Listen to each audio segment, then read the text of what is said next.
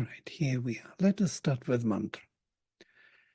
Om Vang me manasi pratishthitam mano me vachi pratishthitam avirabirma edi vedasya ma'ani stha shrutam me ma prahasi anena dhitena horatran samdadhami ritam vadishyami satyam vadishyami tanmamavatu tadvaktaramavatu avatu mam avatu vaktaram avatu vaktaram.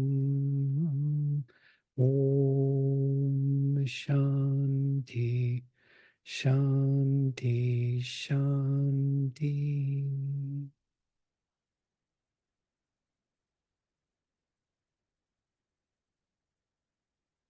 All right, so 23 we finished.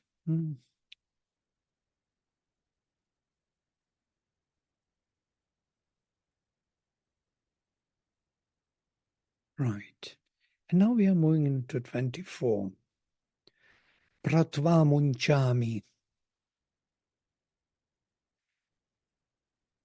Pratva munchami varunasya pashad yena tva badhanat savita sushevach ritasya yona sukritasya loke arishtam tva sahapatya dadhami. I free you from the noose of Varuna, by which Savita blissful bound you in the origin of the dynamic truth in the world of perfect action. I establish you together with your husband. Now, who is I? We do not know. Because it's not Surya, definitely. Maybe it is Surya. Maybe it's Savitri. I free you from the noose of Varuna, by which Savita blissful bound you. So Savita bound us all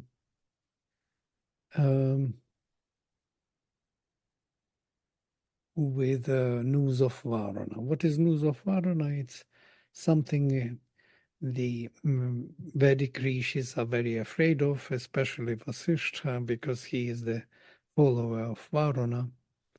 Varuna demands absolute purity of the divine being. Yeah? So this absolute purity in this world of time and space, of desires and sin, let us say that way, papam, is not possible. So, and because of that, in the moment of our marriage, so to say, or copulation, we have to be freed from the noose of Varuna. Otherwise, we will be always blamed, most probably, for what we do. And that is something interesting about our life. I was always wondering all my life why something which is so kind of natural as copulation has to be so shameful and should be secret and should be hidden and should be all that what we think about it. And most probably because of this noose of Varuna. There is something which is not allowed, but it is kind of accepted because there is no other way forward. Yeah? In the highest sense, in the supreme sense, it is very imperfect action and involves forces which are of a lower kind. And how to involve lower kind forces for the higher purpose. Yeah? There is a kind of a trick here. Krishna says very similar thing, if you remember. He says that in the Gita that he's kama, the sexual desire, but when it is not against dharma. That means, dharma means marriage. If there is a marriage, if there is this ritual, then only it is somehow the divine gives its blessing. If it is for the sake of one's satisfaction of one's own desires against this real kind of marriage, which is meant for the prolongation of, our species, which is meant for the dharmic action in the future, then news of Varuna immediately is kind of thrown onto our neck. Something of the kind. I'm just speculating here, but this question was never resolved and can't be easily resolved. To the extent when sadhaks asked Sri Aurobindo about this, will there be anything of that symbol of the sexual interaction in the future, in the supramental world, he said that he will not answer this question because the disciples will not understand it. So, because we constantly misunderstand it, there's somewhere a problem about this.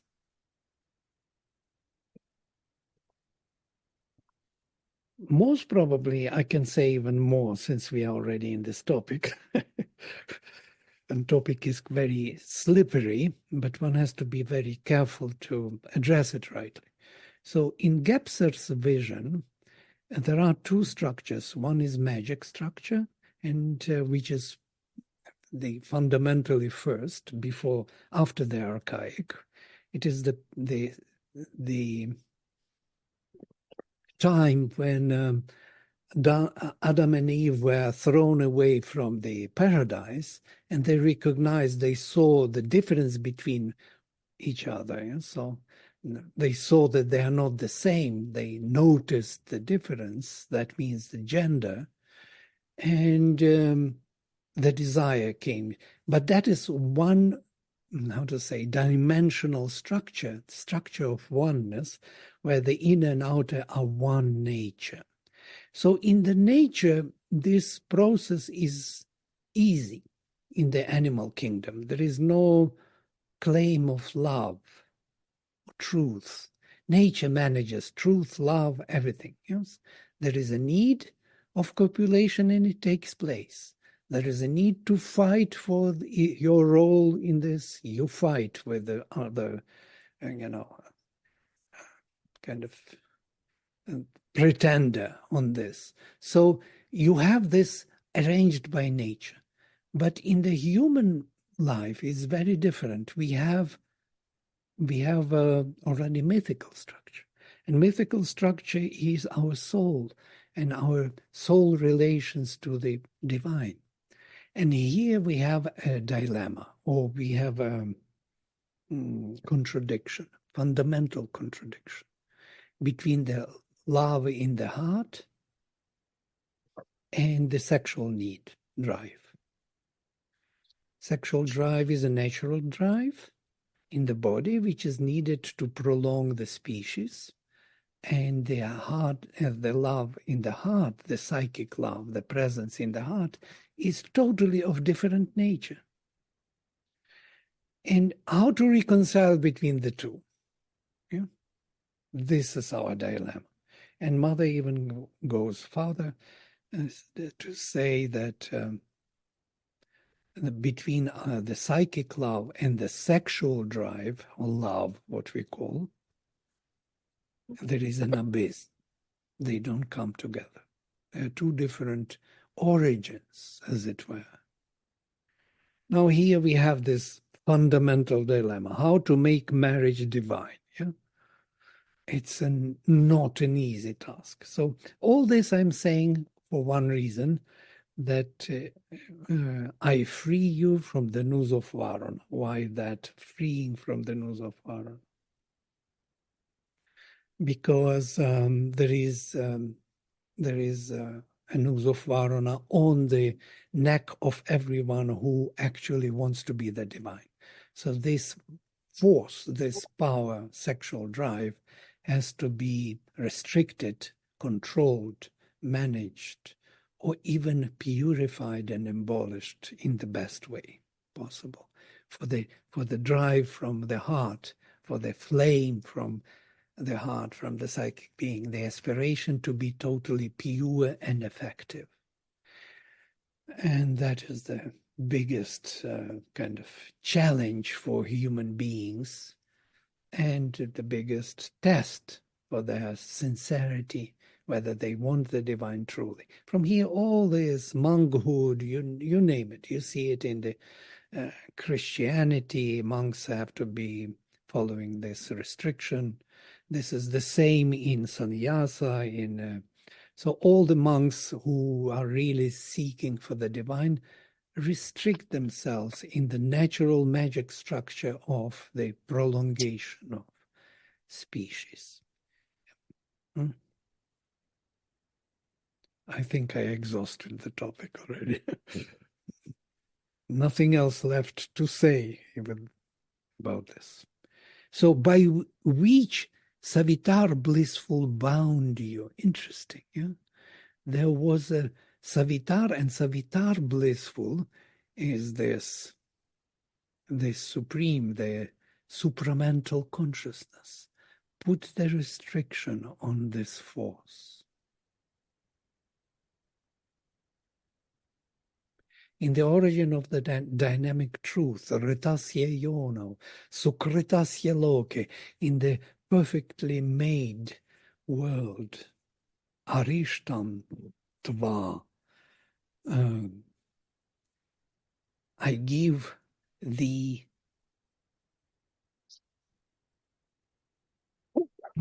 literally, I establish you, yes? I establish you together with your husband.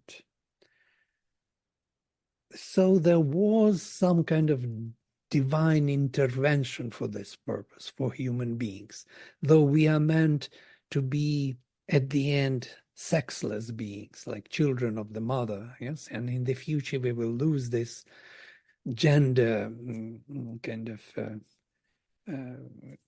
lingam as a feature, gender features.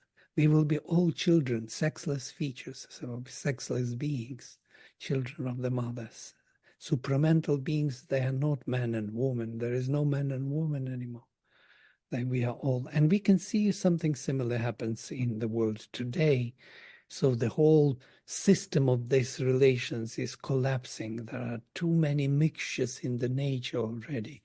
And so people fall back into the magic structure of the pleasure in the body rather than love in the heart. And some people try to combine these two, and mainly it's very rare that combination is successful. Usually it fails. It is rather one or the other. Yeah. It's very rare that they can endure a long time being together. Very rare. I believe it's even impossible. I think people imagine something in their heads. So this is a psychological dilemma, either the heart or the drive, sexual drive and pleasure in the body. So we go to the next, yeah? Preto munchami namutach subadham amutach karam yatheyam indra midhuvach suputrach subhagasati. From here forward, I release you, and not from there. Interesting. From here forward, I release you, and not from there. Perfectly bound, I make you from above or from there, so as she may live, O Indra bountiful. with perfect sons and perfect joy here. Pra itach munchami. Pra munchami. I release you forward itaha from here. Na amutach, not from there. From here, we release the news of Varuna, but not from there. What does it really even mean? Think about it. It's an amazing thing, yes? So we are bound to our soul, to our immortality. We should not be released from there. Our soul should not deviate from the origin. It should have a connection with the origin. But from here in time and space, one has to be released from that bondage or from that news. Subadham amutach karam.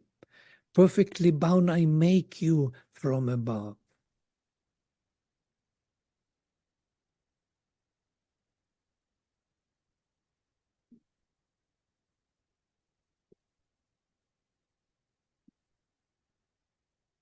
That's why women who were, so to say, faithful to their husbands are considered to be of utmost, the highest dharma. You remember Gandhari, when she cursed Krishna. She cursed Krishna, can you imagine? To be killed, to be dead, in the name of her dharma, of faithful following her husband. Incredible. What a powerful dharma. You can find it in Sita, the same. You can find it in Savitri, the same. This power can generate and destroy the worlds. Yeah? So being here on earth, kind of being mixed with all this, darkness and forces, mingled with all kind of stuff, the person is not disconnecting from its higher origin. So I release you from here, but not from there. Perfectly bound I make you from above. So as she may live, O Indra bountiful, with perfect sons and perfect joy here. So there is a perfect joy which is subhaga, which means that the connection to the divine is maintained when we live our life in time and space, in ordinary life. It's my interpretation totally, so you can bring yours, it doesn't matter. So it would be nice to have several, but I think this is something about that.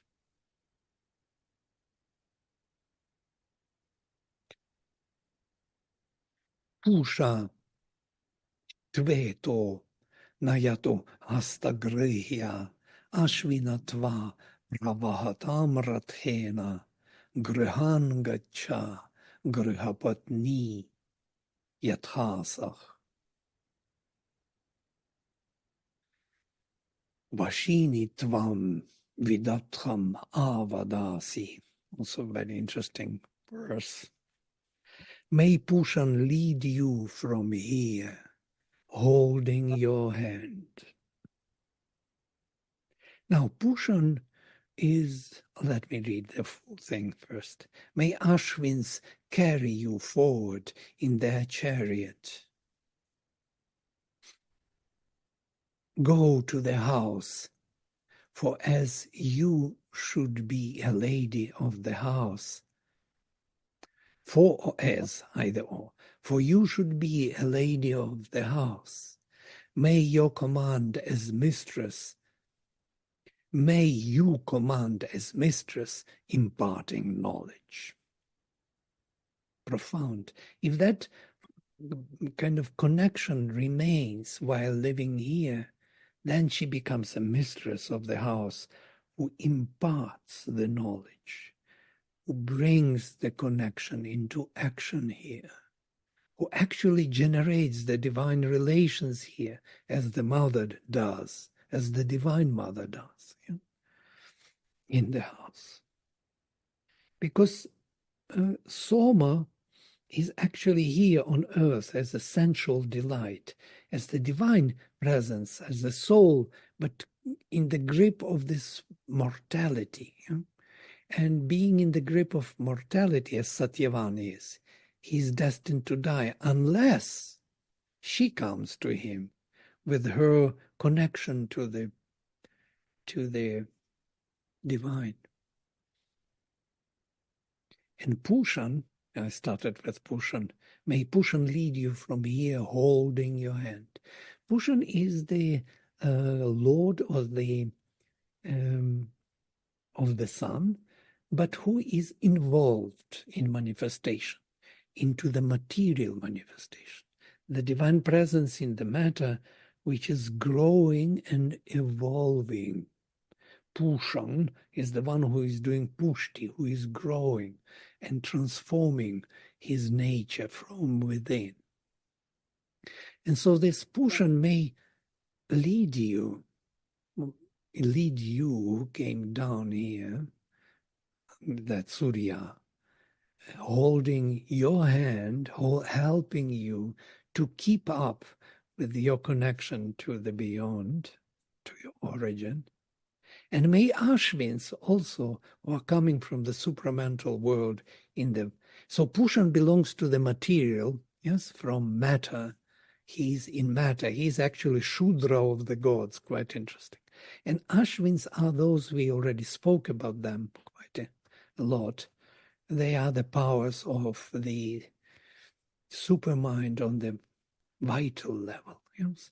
They are the riders of Ashva, of the pranic force. And may they carry you forward in their chariot. They come in a chariot. They generate this divine chariot in the vital, in our vitality, which is knowledge and power. This knowledge and power to Ashwins generate something which is more holistic, and that holistic pranic, divine pranic world is the chariot which will carry her forward in the vital expression to the house, for as you should be a lady of the house. Griham. Griham is the enclosure. It is something which will separate you in the separate kind of existence from the others. You will generate your world within the house. So you may command as mistress, imparting knowledge. In that house, you will be the mistress, imparting knowledge. Now, if you see how Griffith translates, and it will tell you something else.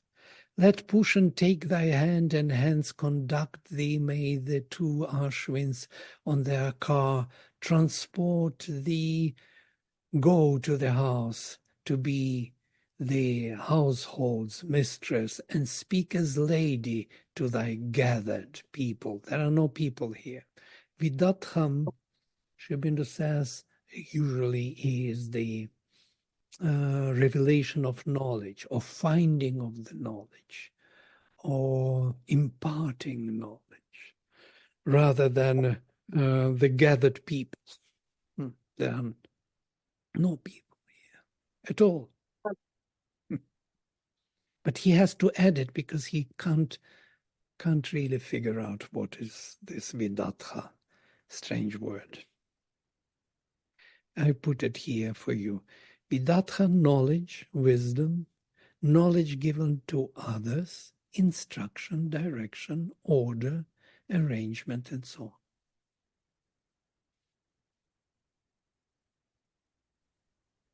That is why, Vladimir, I think the woman is known as the pillar of a family, because she has this knowledge to conduct in speech, in action, in every way. She has this higher knowledge. towards everyone, not only her husband, but to the people working, to relatives, to everyone, then she becomes the mistress and the pillar. Right. Pillar, oh, well, this is kind of easily forgotten in this kind of masculine world, yes. But truly speaking, yes, she is the nesting. She is building the house. She's making house a divine place. Yeah, and we see it that women are always composing something within the house, changing furniture, changing this, changing that. And man is always surprised. Why do we have to do it? It's so comfortable, settled once and forever. No, in few months, everything has to be changed. Yeah. I found the word Vashini very interesting, Vladimir. Vashini, Yeah, because Vashini has a sense of domination, doesn't it? right. Vashini is like really like a mistress or some like somebody who dominates the house. Right. Absolutely. Yes. So that is mistress with capital M here. Yeah? So the lady of the house, even better. You may command as a lady imparting knowledge. Hmm.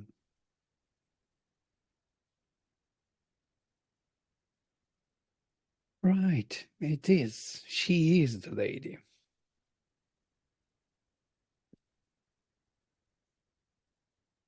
Right.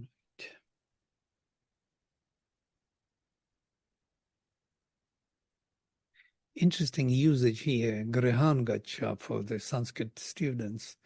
Grihan is like one house. In masculine gender accusative, though it is in classical, it is neuter and always singular. And here in plural and masculine means into the rooms or into the enclosures, because there is not one room in the house, yeah?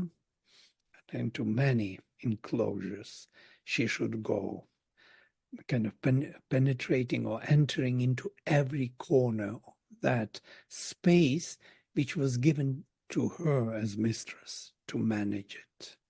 She's a manager. Vladimir, Yes. can I just share something? Sure, please. I was just thinking about this passage. Could it also mean that the woman, the female power, the soul power, she's the power of the psyche that enters into matter and enters into the house, therefore, and becomes the mistress and imparts knowledge at a different level. She is not just the wife. She is also the soul power, the psychic being who enters into matter. Right, but there are two powers. Just 1 minute, and you will agree with me immediately, because if you go on with psychic is actually soma, built in the material form, but he needs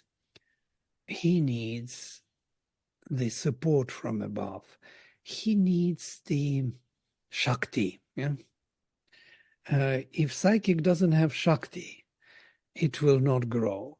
It will not come to the front. It will not manifest the divine. So the Soma is a representative of the divine self, whereas Shakti is that consciousness which that divine self is to use to actually manifest. So in that sense, their relations are more kind of easier to explain in terms of psychic being. Of course, psychic being needs totally this descent from above. He needs, because without this, it will not grow. It cannot. That's why she has to step down from the chariot. Right. That's why she has to step down from the chariot and enter, like Satyavan asks Savitri to come into his life by stepping down from the chariot. Right. and So with her feet to heal this throbbing yes, pain. matter, the suffering, earth, matter, body. Yeah. So in that sense, I know it means a little different from what we've been reading, but can we also understand the passage like that? Yeah, I think so. It is actually a very ancient paradigm. Yeah. It Mhm. is so ancient that only in Savitri we find it, and Sri Aurobindo picked it up. Yeah? And interestingly, that the author of this hymn is Savitri herself, who belongs to that ancient paradigm. Mhm. Later, we started to see it differently. Purusha Prakriti, totally different look. Mhm. It changed everything upside down. And that's why you still think in terms of Purusha Prakriti and try to impose that paradigm on it. And Mhm. I would do the same. But this is something else. So Vladimir, carrying on from where Jayashree left, the griha or the house is equivalent to the human body. Okay, I agree. Well, at least in the later Human, part. Yeah. human body or different consciousnesses, the different planes Absolutely. and parts of our being, Right. which More has like to be infused with the soma, with the, very, very nice. With the light of consciousness from above. yes, And then yes, soma can actually expand, so to say, yes, and flame and feed on it and feed, be fed, feeding this force. Soma starts feeding this force and it will enlighten everything. Soma is needed, absolutely. She cannot do it herself alone. She needs the support which is already here in the material form, embodied, hidden soul. Yeah? She needs to come to him, to the divine, in the individual framework. With Soma, there is a misunderstanding, also very ancient view. We tried to understand it in our Prashna Upanishad, because there we have Raich and Prana. Yes, we have these two. The body itself is a mysterious thing, what I want to say. We do not understand what is physical body. Yeah? Because this organic matter, which is charged with Soma, is the case which allows the divine being, not consciousness, to be in time and space. There is a self, my physical self, Atman, yeah, body, my vital self, my mental self, body, is there. These rooms, what you rightly said, these are the self-expressions of the divine. And even psychic self has self in it. Interesting. So this, because of that, it's also very interesting what Mother said, that this body will become the embodiment of the psychic. It will be totally psychicized and will change its own appearance, will be transformed, finally transformed, and become, psychic being will become our body. So in one more very interesting thing, that the body itself, physical body, earthly body, is the way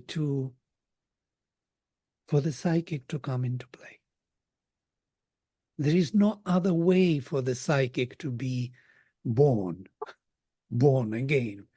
There is the whole mystery which we do not understand really, how it is, why this body, and this body has something to do with psychic presence. So all our bodies are actually the bodies because of psychic on earth, which can evolve and grow, and that is Soma.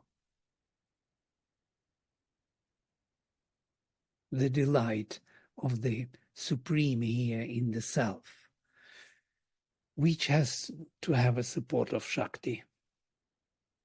And with Shakti is kind of interesting also. We will look into it maybe later when we will look into the hymns of Usha. Because she was the daughter of Prajapati, who became his mother, so to say. Prajapati, I'm using term from Brahmanic literature. There is a change of this female energy twice, yes? First, she is the divine mother of all the gods. Then the creator is born from her, becomes her husband. Then she becomes his daughter and marries the Soma, who is him in the individual frame, to bring the progeny forward. So these are the energetic relations of the being and consciousness. Consciousness and being, there are two who are one, yes? And they play in many ways, in many worlds, in different roles. They are always there, within us also. We have this duality in us, masculine and feminine duality in every one of us.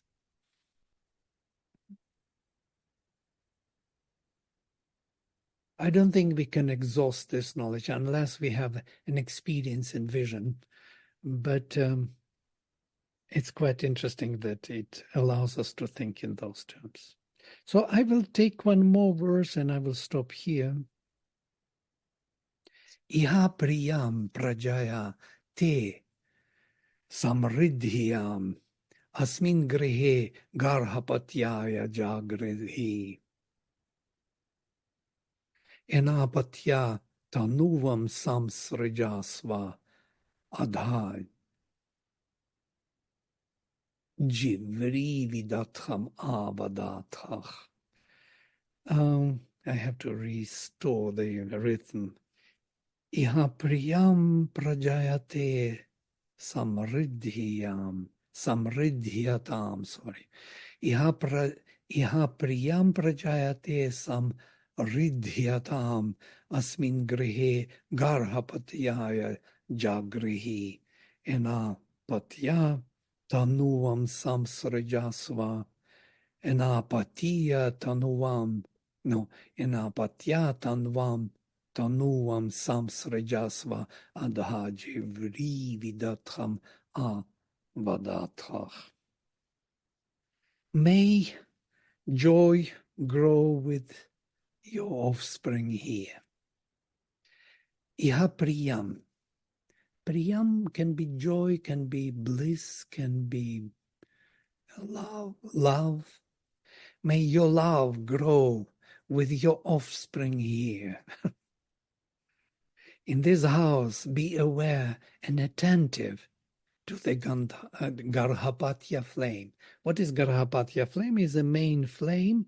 We spoke about Agnihotra, yes, which is to the east. And this is the flame of the Grihaspati. Grihapati, the one who is the household, yeah, who holds the major flame to the east. And there are two flames to the north and to the south. One is for the gods, other is for Pitris, Devayana, Pitriyana, soul development and body development, put into Garhapatya, one flame. So you should take care of this flame, the soul development in matter in the body. Mingle your extension in time and space. I will come to it. Or your embodied state with his, means Lord, husband, protector, fulfiller, dweller. So pati, interesting word. Patni, another word. So enapatya, with this pati, with this Lord, with this protector, with this fulfiller or dweller in the world. Tanuam samsrajasva, mix your tanva. Tanva can be body, tanu, or can be the extension in space and time. Yeah? Make your presence in his life here in time and space, one, let us say. Co-create with him as the being, divine being. So that even being old, you both should be imparting knowledge. So she has to bring to him the capacity to impart the knowledge.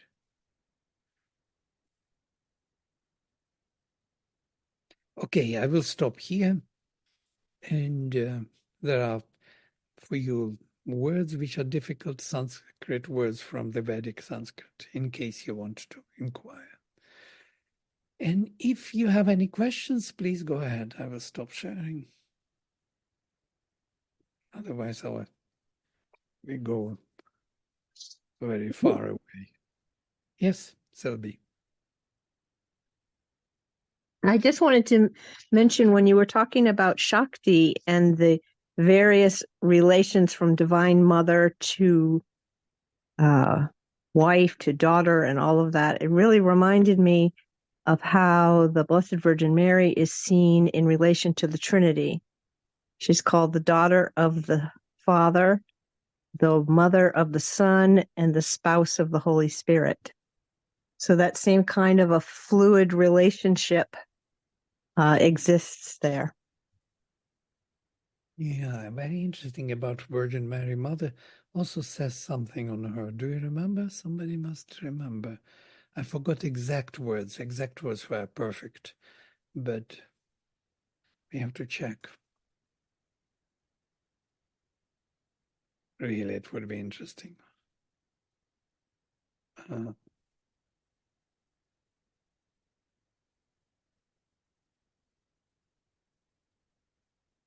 You don't remember, no? She explains why she is a virgin. Good. I don't remember. I will check it and I will tell you later. Don't want to spoil it because it's really very nice.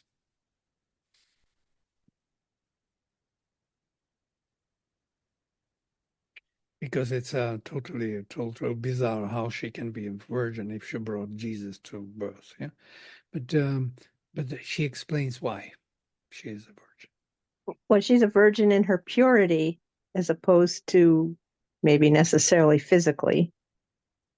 Well, that's our mental explanation. There's more to it. Yeah, there's something else, which I didn't expect actually. The mother, why she's, because she's the mother of his soul. Jesus is not really the Jesus as the body. Jesus is the soul, the psychic being. He is in the heart of every man. I live in, only through me you can come to my Father. That is the soul. Mm-hmm. So, and she is the mother of the soul. Originally, Aditi is the mother of that soul, which is embodied here as in this self, of the soma we describe. So our psychic being is her child anyway. But now she comes to him for the support as his wife. Yeah. This is something which confused Western scholars, and they wrote all kind of nonsense. I don't want to repeat it.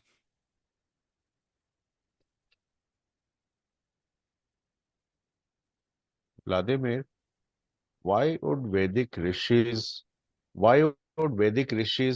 looking at the whole thing from high up want to even concern themselves with a human marriage?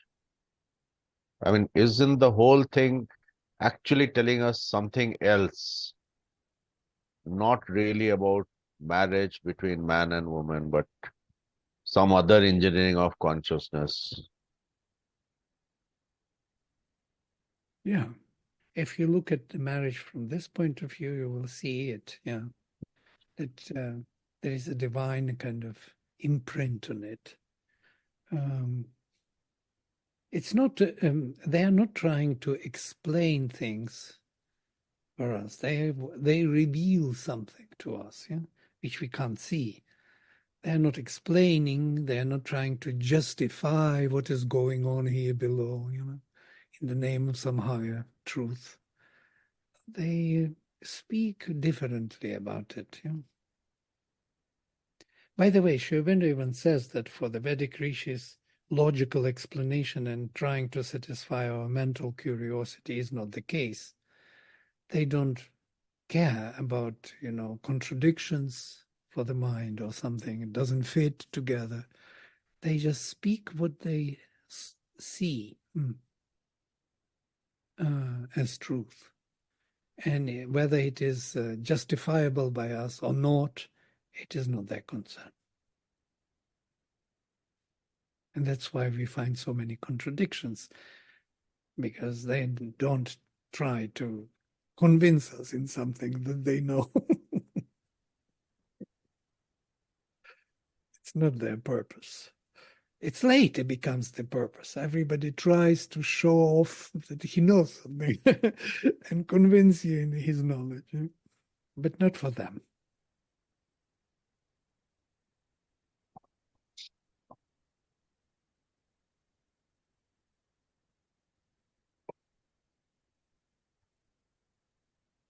Vladimir, Yes. I'm wondering, every session, excuse me, you read or say some opening verse. And I'm curious whether or not there's a way for us to understand the actual words that are being said. Oh, you mean Shanti Patra at the beginning?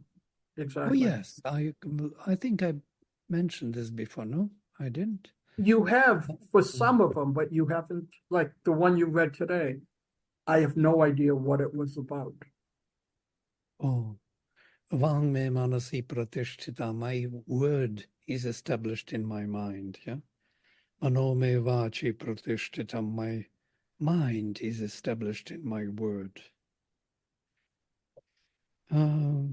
Be revealed to me, O word, be revealed to me, O mind. It's quite interesting that we are in this integral paradigm of knowledge, this kind of dealing with this, yes? The word was the first. My word is pulling the mind out, and my mind is following the word next. Yeah? Word is driving.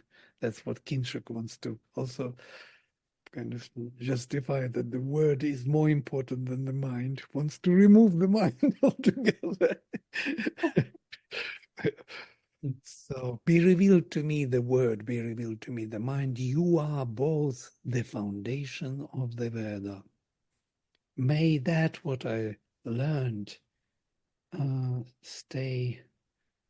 be revealed to me. What was revealed to me should not leave me. Ma prahasihi. Yes. Anena, by that what I was revealed to me, I combine days and nights into one uninterrupted consciousness, days and nights. May the dynamic truth, I shall speak the truth. I shall speak the truth of being and truth of becoming. May that protect me.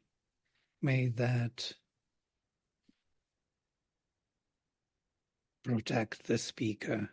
May that protect me, protect the speaker. That's the mantra. Well, you see that there is nothing of the religion here, yes? It's totally psychological. Actually, Vladimir, you had circulated this, and I have a copy of your PDF. So maybe Jane does not have that. Oh, yeah. This particular mantra. I will put it somewhere. Do we have something? We have our web, this. We have the WhatsApp group. So We you do could, have WhatsApp group, yeah. yeah, we have the Okay. WhatsApp group. So if you post it there, then I we will can drop all it there. access it. Sure. Thank you.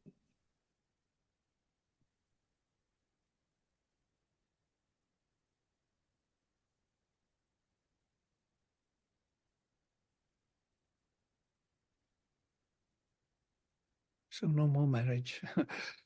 Yeah, enough of that marrying.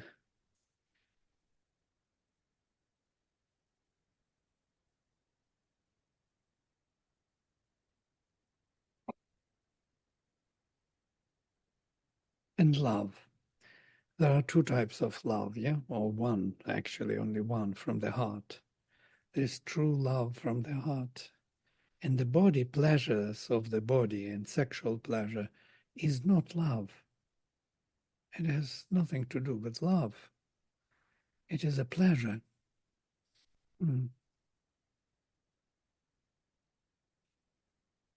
So distinguishing these will help us also not to confuse things. When people say, I love you, you know, God knows what they mean.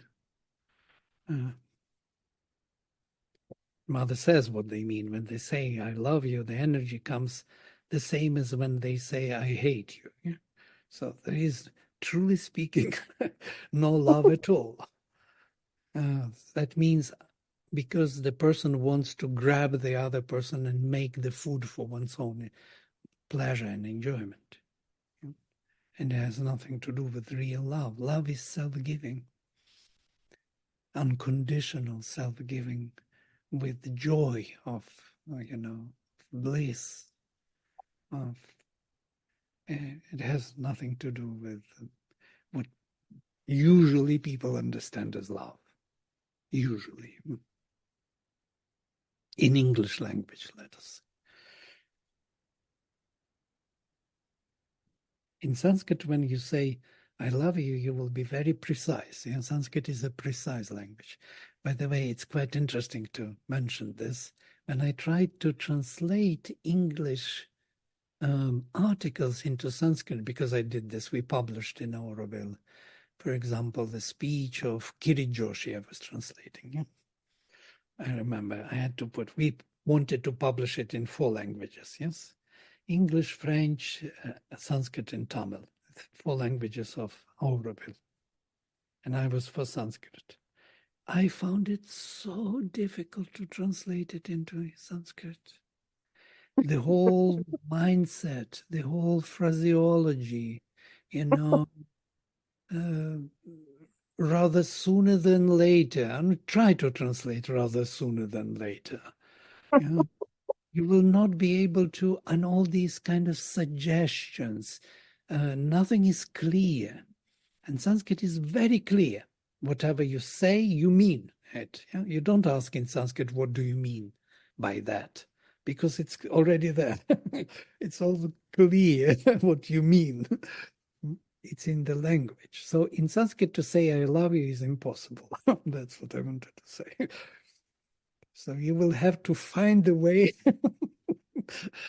to say what you want, after all. Be clear with it. So there are several verbs. There is the whole list of verbs, and one of this is, for example, snihiyami. If you read snih, yeah? Sneha is, you know these, those who are Indians, they know it. Sneha is actually to become soft, to soften, even slippery.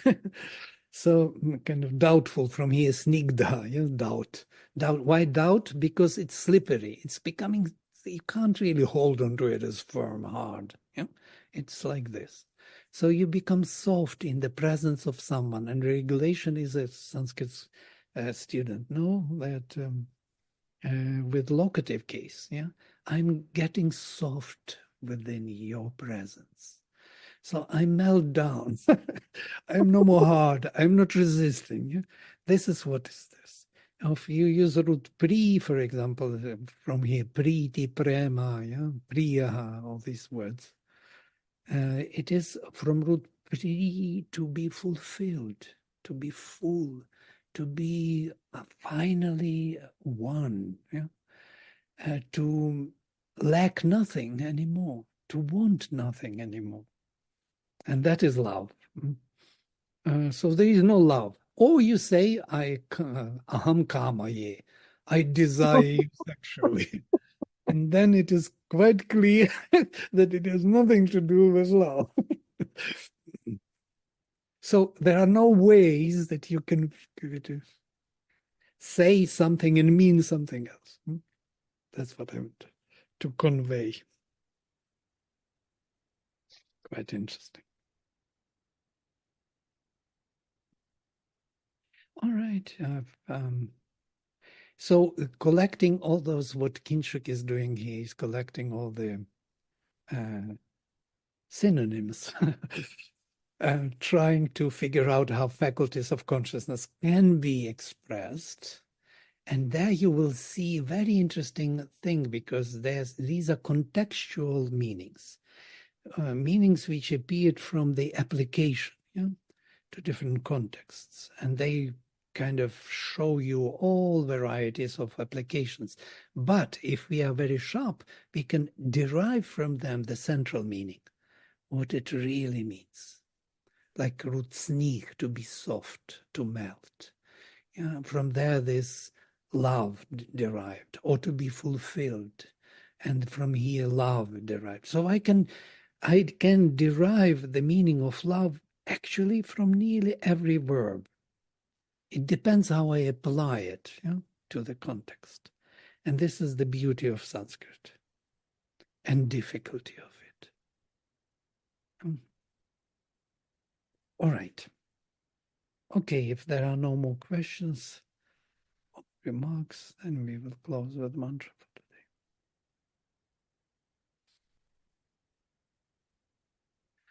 Om Sarve Bhavantu Sukhinah Sarve Santu Niramaya Sarve Bhadrani Pashyantu Ma Kaschit Dukha Bhag Bhave. Om Shanti Shanti Shanti.